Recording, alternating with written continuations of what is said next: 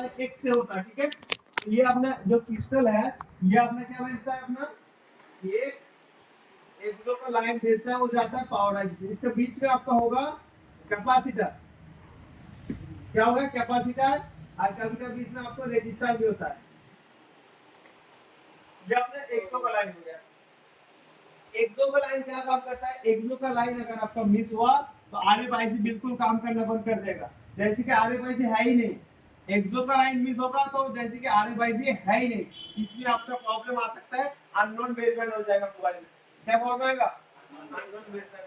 Unknown baseband अगर 100 से हो रहा है तो आप सोचिएगा कि आपका मोबाइल में सिम ही सपोर्ट नहीं करेगा। एक तो सेटिंग में जाके चेक करेंगे अननोन बेसबैंड होगा, सेकंड आपको सिम ही नहीं काम करेगा।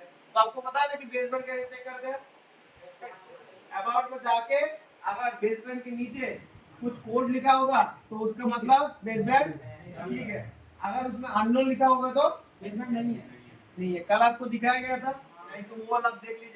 190 की वोल्टेज का है फ्रीक्वेंसी, इसमें मीडियाटेक होगा तो इसमें आपको जो फ्रीक्वेंसी जाएगा आपका 26 मेगाहर्ट्ज का फ्रीक्वेंसी जाएगा। अगर क्वालकॉम होगा तो इसमें 19.2 मेगाहर्ट्ज या 30.9 मेगाहर्ट्ज का फ्रीक्वेंसी में जाता है। तो आपको उतना दिमाग लगाने की जरूरत नहीं है, आपको अभी भी डीओएसएल से फ्रीक्वेंसी नहीं चेक करने वाले, आप चेक करने वाले हो इसके कनेक्शन यहाँ से लेकर यहाँ तक एक है कि नहीं। अभी इसमें गेम है, आप मल्टीमीटर से चेक करेंगे, अच्छा मोबाइल का लिए तो यहाँ से लेके यहाँ पे कभी बीप करेगा नहीं, बजर करेगा नहीं, क्योंकि बीच में है अपना पीएम कैपेसिटर। क्या है इसमें कैपेसिटर। कैपेसिटर क्या करता है, सिग्नल को फिल्टर करता है।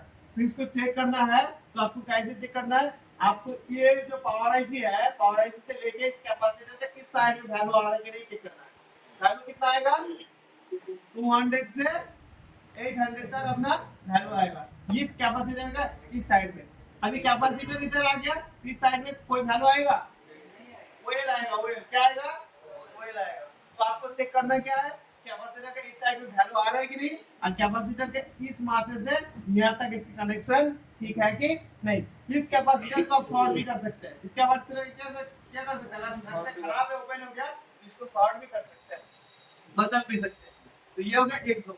100 का दिक्कत होगा तो क्या प्रॉब्लम आएगा, एक अननोन बेसबैंड का आता है और एक आता है नो सर्विस, जैसे कि आपका मोबाइल में आरएफआईसी है ही नहीं, ठीक है। दो प्रॉब्लम आएगा, एक नो सर्विस और एक अपना अननोन बेसबैंड। तो मोबाइल में टोटल 3 प्रॉब्लम आता है। 3 प्रॉब्लम के अंदर आपको मान के चलिए एक आता है अपना नो सर्विस, नो नेटवर्क और इमरजेंसी। इमरजेंसी ज्यादातर आता है अगर सिग्नल लेवल में फॉल्ट होता है, तो सिग्नल लेवल में फॉल्ट होता है तो अपना इमरजेंसी आता है। इमरजेंसी का आने का कारण मैं बता देता हूँ। एक तो ये सिग्नल लाइन में कोई भी कंपोनेंट हट गया, इमरजेंसी आएगा। और एक हो गया अपना 2G का प्रॉब्लम हो गया, तभी इमरजेंसी आएगा। अपना 4G का प्रॉब्लम हो गया, इमरजेंसी आएगा, ठीक है। और अपना कोई भी कंपोनेंट डुप्लेक्सर या बाकी कुछ अगर खराब हो गया तब भी अपना कौन सा आएगा, इमरजेंसी। कुछ हिसाब से जब ये अपना आरएफआईसी जो एंटीना लाइन को रिसीव नहीं कर पाता, ट्रांसमिट नहीं कर पाता, तब भी अपना इमरजेंसी आता है। लेकिन ये तो हो गई इमरजेंसी की बात। और सबसे ज्यादा जो नो सर्विस का प्रॉब्लम आता है वो आता है आरएफ से। कहां से आता है, आरएफ से। नो सर्विस का 90% प्रॉब्लम अपना आरएफ को आता है। आरएफ का काम क्या है, ट्रांसमिट करना है ना। जैसे कि अपना सीपीयू समझता है बाइनरी लैंग्वेज, और अपना जो रेडियो अपना जो सिग्नल आता है वो रेडियो फ्रीक्वेंसी होता है।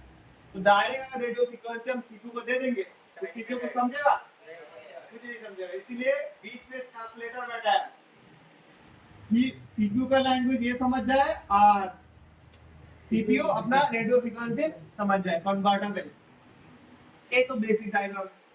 तो नो सर्विस के लिए आपको चेक करना है आपका आरएफ, और एक चीज चेक करना है इसमें से कोई भी आईसी मिसिंग तो नहीं है। कौन सा, 2G 4G और एक होता है आपने एपीटी। एपीटी आईसी का काम क्या है,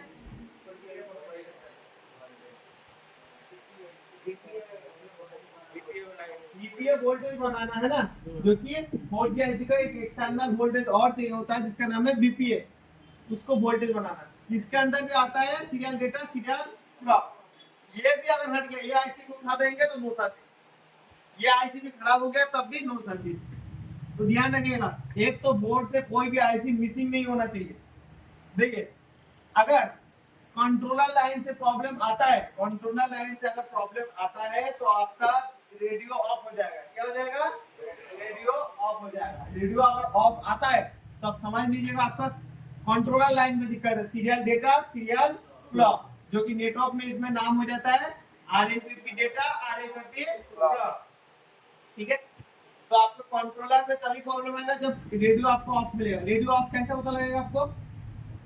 रेडियो ऐप एक कोड है, ऐप है, सबसे आसान तरीका आपका। देखो नेटवर्क सिलेक्ट हो रहा है कि नहीं, 2G में आप सिलेक्ट कर रहे हैं 2G सिलेक्ट हो रहा है कि नहीं, 3G में सिलेक्ट कर रहे हैं 3G में सिलेक्ट कर रहे हैं कि नहीं, आप 4G में सिलेक्ट कर रहे हैं 4G में सिलेक्ट कर रहे हैं कि नहीं। सिलेक्ट तो हो रहा है, लेकिन बैक करके दोबारा जब खोल रहे हो तो देख रहे हैं कि फिर से डिसिलेक्ट हो गया, पहले वाला मान के चलो आपका मोबाइल में अभी ऑटोमेटिक सिलेक्ट है, आपने सेटिंग खोला उसको चेंज किया 2G में, ठीक है, सेटिंग बैक किया, दोबारा सेटिंग खोल के देखे फिर से ऑटोमेटिक में चला गया, तब भी हम समझ जाएंगे कि उसमें रेडियो ऑफ है। अगर आपने उसको चेंज किया 2G ओनली पे, बैक किया फिर खोले देखिए 2G ओनली पे सिलेक्टेड है, तो उसको हम रेडियो ऑफ